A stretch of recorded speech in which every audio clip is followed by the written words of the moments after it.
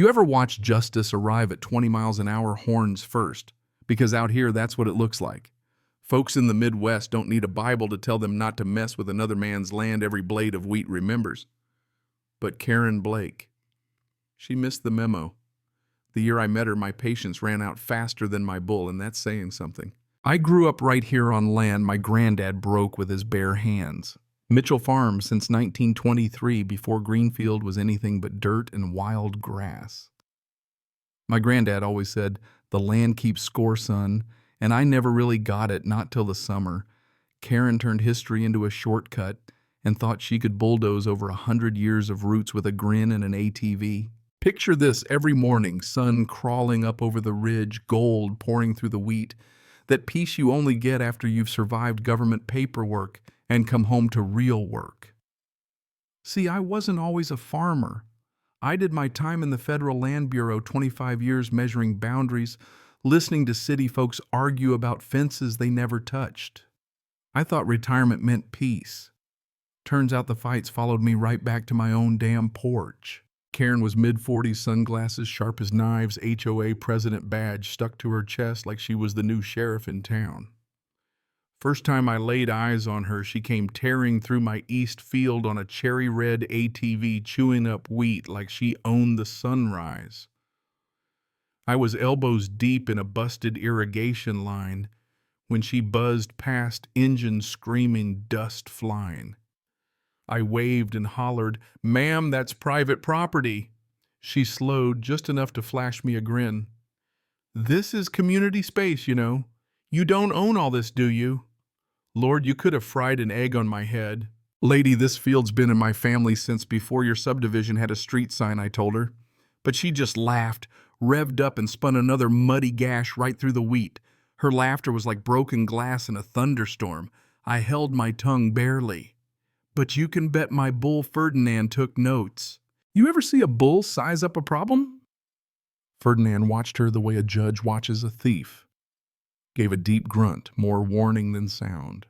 Karen rolled her eyes, yelled, "Control your pet," and tore off again. I just said, "Not yet, boy, not yet." When the dust settled, I walked her tracks, wheat broken and bleeding soil gouged open like a wound. I knelt down and promised, maybe to the land, maybe to myself, we'll remember. That single tire track was the first shot in a war. Out here, when you cross the wrong fence, the land answers back. 2 days later, I found a letter taped to my gate, gold embossed with Greenfield Estates Homeowners Association. Notice of violation, fence too high. Livestock visible signs non-compliant. All neat, all official, all signed by Karen Blake. I read it, laughed the kind of laugh that's half shock, half fire. Next day, another envelope, then another. By Friday, I had more violations than Karen had actual authority. But I know legal fiction when I see it. What Karen didn't know was that I'd written some of those very laws she tried to twist. Instead of playing her game, I drove down to county records, 3 hours, bad coffee, 2 reels of microfilm later. I had my answer. Greenfield Estates HOA was dissolved in 2015. No renewal, no legal standing, just Karen's printer and her big ideas. When I got home, Eleanor Patterson was waiting 78, sharper than a thumbtack. She handed me a folder tied with twine. "Figured you'd want to see what she's up to," she said, like she was handing off dynamite. Inside, copies of fake fines, bounced checks, a trail of fees to Karen's so-called community fund. "Why not show the sheriff?" I asked. Eleanor just smiled. "He's her cousin." Well, that told me everything. I turned my barn office into a war room. Cameras on the fence line, every letter cataloged, maps drawn, HOA zoning county plats. Karen wasn't slowing down. She hired Tri-Aegis Community Enforcement private security in gray uniforms with plastic badges, driving SUVs, taking photos, pretending to be cops.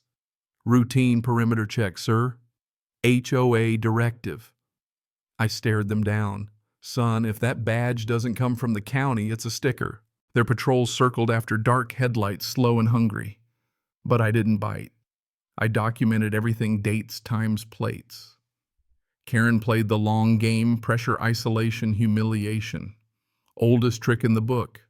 I'd seen it all before in places where men wore titles instead of masks. Next twist, I walked into McKinley's feed store. An old Ben behind the counter gave me the look. Jack, someone called, said, "You're under zoning investigation, told me to hold off on your orders." I didn't even have to guess who. Karen wanted me broke and boxed in. So I dug deeper. Turns out Tri-Aegis wasn't licensed for residential anything. They were asset acquisition and compliance operations, hired muscle for property recovery. Karen's phony HOA was just the front. The real muscle was Morrison Land Group, a developer buying distressed land cheap after Karen ran folks out. I'd seen the play in Arizona on tribal land, and now right here. I started finding for sale signs, same company logo popping up everywhere. Karen had scared 3 families into selling already. I wired up new trail cams, and sure enough, one night 2 men in Tri-Aegis vests showed up, chain and post in hand, building a fake community review barricade. I called out, "You boys planning to finish that in daylight, or you only work in the dark?" They left in a hurry. Next morning, I found their signed property under community review bolted right to my fence. I poured myself a coffee and wrote in my old field notebook, "Document everything. Never react first." By July, Greenfield felt like a war zone. Karen's monthly bulletins called me a violator, a troublemaker. My neighbors looked at me sideways. Some stopped waving. A county inspector even showed up, set off the record Karen called every day, but there was no active HOA. "Just keep your documents handy, Mr. Mitchell. She won't quit till someone stops her." Yeah, I knew. Eleanor brought pie and news. Karen was hosting a community enforcement hearing against me. I laughed it off, but I knew the game. She wanted a show. She wanted me mad. At the meeting, Karen had her Tri-Aegis muscle lined up, projector flashing pictures of my land. She rattled off fake violations, accusations, and finally, when she tried to sell the crowd on my bull being dangerous, I stood up. Binder in hand, I laid out every fake letter, every fraud. Greenfield HOA was dissolved in 2015. I told everyone, and these contracts templates pulled off the internet. Karen tried to cut me off, but the room was turning. Eleanor stood up, confirming she worked with Karen, none of the letters legal. Then the surprise, Karen's own husband, David, stood up and exposed everything, her shell accounts, commissions from Morrison Realty. Chaos broke out. Karen tried to shout over the crowd, but her guards melted away and her husband walked out.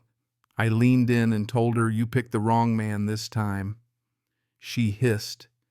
"You think this is over?" I said, "No, ma'am, I think you're out of paper." But that wasn't the end.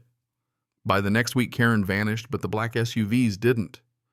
Morrison Land Group was moving, and no more HOA pretense. Now it was property management. I found wires cut, equipment sabotaged. One night, Ferdinand made sure a couple of Morrison's boys didn't make it over the fence, caught it all on camera. Sent it straight to the feds. Enter Special Agent Carrion, FBI Agricultural Crimes. She'd been tracking Morrison for land fraud in 3 states, said my footage was the cleanest evidence yet. "Ready to testify?" she asked. "Born ready," I said. That's when Morrison's PR team started spinning. It claimed I'd sicked a dangerous animal on innocent workers.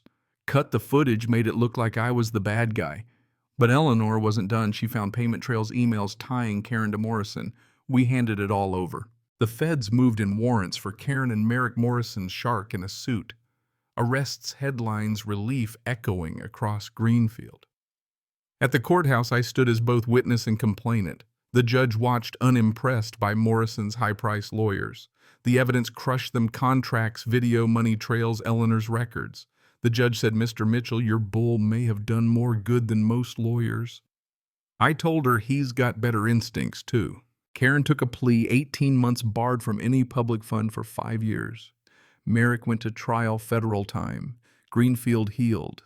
Neighbors rebuilt, new kids laughed in the same fields where fake patrols once rolled. Ferdinand's legend grew a hero bull, the one who saved the farm. Years passed. Sometimes I'd get a letter like the one from Agent Carrion telling me Greenfield was now recognized as historic ag land.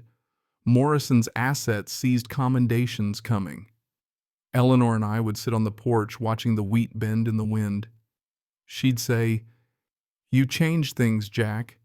I'd just nod. Maybe I did. Maybe I just stood my ground. One fall, they asked me to speak at the National Land Rights Symposium. I told them, out here justice isn't sirens and gavels, it's a bull at 20 miles an hour and neighbors who remember what matters. The crowd laughed. Some wiped their eyes. I told them you can't legislate decency, but you can sure as hell defend it. So, here's my question. What would you do if your land, your memory, your peace got bulldozed by a fake badge and a threat? Would you stand or would you run because out here the land remembers? And maybe, just maybe, so will you. If you've ever fought a battle like this or stood your ground when everyone told you to fold, let me know below. Let's hear your story. Because sometimes the land needs witnesses, and so do we.